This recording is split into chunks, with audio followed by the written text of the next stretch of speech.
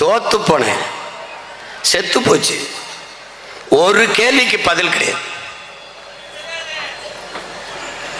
ஒரு கேள்விக்கு. ஈவேரா ஐயா அவர்களுக்கு எந்த சம்பந்தம் இல்லாத உத்தரப்பிரதேசத்துல தாழ்த்தப்பட்ட மகள் முதலமைச்சராக இருந்து ஆண்டுட்டு போயிட்டார்.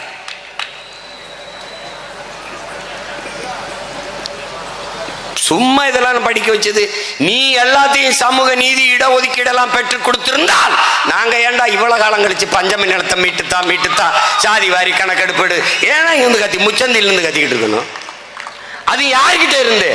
எவன் நமக்கு சமூக நீதியை பெற்றுக் கொடுத்தான் என்று சொல்கிறார்களோ, எவன் வகுப்பு வாரி பிரதிநிதித்துவத்தை பெற்றுக் கொடுத்தான், நம்மை எல்லாம் படிக்க வைத்தான், எல்லா உரிமையும் பெற்றுக் கொடுத்தான் என்று சொல்கிறார்களோ அவர்களிடத்திலேயே எங்களுக்கு சாதிவாரி கணக்கெடுப்பெடுத்து கொடுன்னு ஒரு அடிப்படை உரிமையை கேட்டு நிற்கிற அவல நிலையில் நிற்கிற.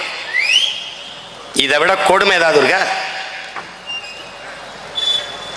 ஒன்றை நீ தெளிவுபடுத்திக் கொள், இவர்கள் எடுக்க மாட்டார்கள், சாட்டி விடுவார்கள்.